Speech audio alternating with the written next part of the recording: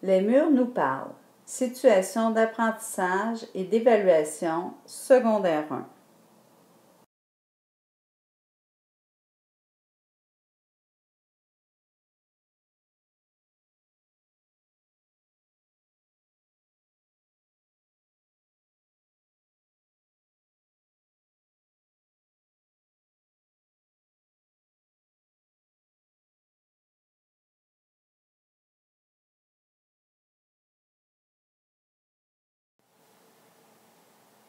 Les bisons d'Ariège.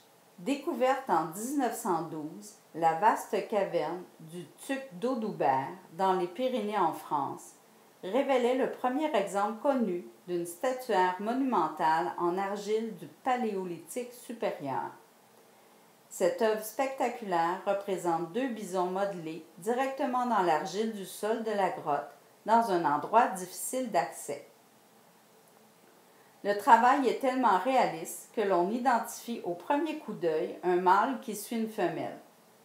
L'artiste a très nettement représenté les caractéristiques physiques extérieures qui différencient les sexes. Ces œuvres sont relativement bien conservées. L'argile, en se desséchant un peu, a fissuré les sculptures, mais comme les bisons sont collés sur le rocher, tout est resté en place. Les bisons d'Altamira. Réalisés il y a environ 12 000 ans, les bisons peints d'Altamira, en Espagne, comptent parmi les œuvres préhistoriques les plus raffinées. Elles ont été exécutées avec une extraordinaire habileté.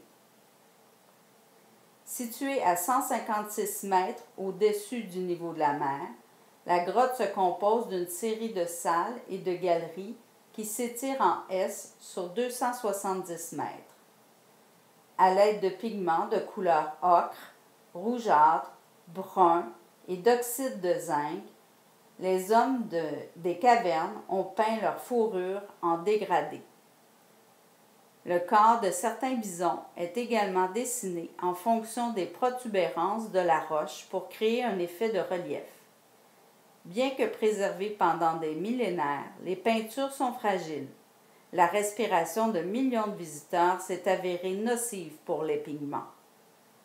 Pour le grand public, une réplique de la grotte a été inaugurée en juillet 2001.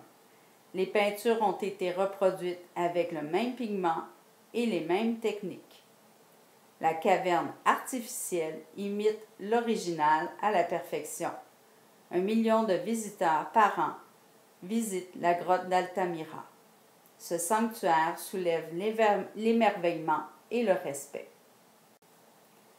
Images comparées. À partir de juillet 1954, Dubuffet se rendait souvent à Durtol, petit village des environs de Clermont-Ferrand, où sa femme résidait pour des raisons de santé. Il y avait installé un atelier et travaillait de nouveau sur des thèmes qu'il avait traités en 1943-1944. La campagne. Je pris grand plaisir à regarder longuement les vaches comme je l'avais fait autrefois et à les dessiner ensuite de mémoire. De cette période naîtra une série de peintures dont La vache au nez subtil que l'on peut voir ici à gauche. À la même période, Dubuffet expérimente une nouvelle technique de peinture, la peinture laquée. Il s'agit de peinture industrielle, très fluide, à séchage rapide, dite émaux de 4 heures, qui donne en séchant un réseau de craquelures qu'il mélange à de la peinture à l'huile. Il complète ensuite le tableau par un long travail au petit pinceau, celui-ci soulignant les minuscules réseaux de veinures provoqués par la mise en place de deux matériaux non compatibles. Femme sous un règne. Selon les scientifiques, les figurines féminines en forme de losange ont été sculptées par les femmes elles-mêmes au moment où elles étaient enceintes. Elles se seraient représentées telles qu'elles se percevaient en baissant la tête, évidemment sans miroir. Ce qu'elles voyaient de plus gros, tout d'abord, c'était leur poitrine qui occultait presque entièrement le reste du corps. puis le ventre, les hanches qui dépassaient un peu, et enfin les jambes très courtes. Cette autovision de leur corps explique également que la taille de la tête et des bras soit réduite. Cheval de Voggenheld. Ce cheval fait partie d'une série de statuettes en ivoire trouvées dans la grotte de Voggenheld en Allemagne. 3 mammouths, un cheval, un rhinocéros, 3 félins et une représentation humaine. Cette grotte a été découverte et fouillée en 1931 grâce à un blaireau qui a ramené à la surface des morceaux de silex qui ont attiré l'attention des archéologues. Ce cheval mesure 4,8 cm. Avec son cou arqué et ses formes arrondies, ce cheval est une sculpture très élégante et reflète de façon impressionnante les habiletés artisanales de l'homme préhistorique. Il suit la réalité anatomique du cheval, puisqu'on peut le reconnaître. Sa seule différence, un vrai cheval n'a pas de tel moignon à la place des pattes. Le rhinocéros de la grotte Chauvet.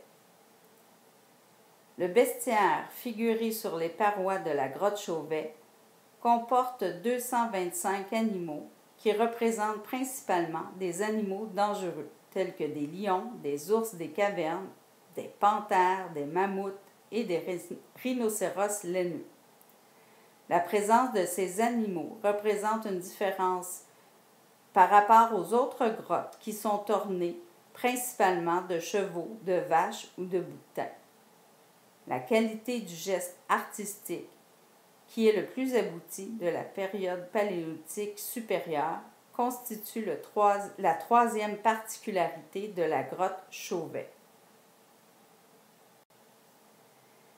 Les techniques. Le pochoir. Le pochoir est une technique d'impression qui permet de reproduire plusieurs fois une forme, des caractères ou des motifs sur des supports variés. Le pochoir est constitué d'une découpe dans une feuille de carton ou de métal pour être ensuite colorié avec une brosse, le dessin ayant le contour de la découpure. Le pochoir est utilisé depuis des siècles, et ce à des fins très variées, des fins décoratives, éducatives, industrielles, artistiques, publicitaires, signalétiques. Très souvent, on a recours à cette technique pour former des lettres.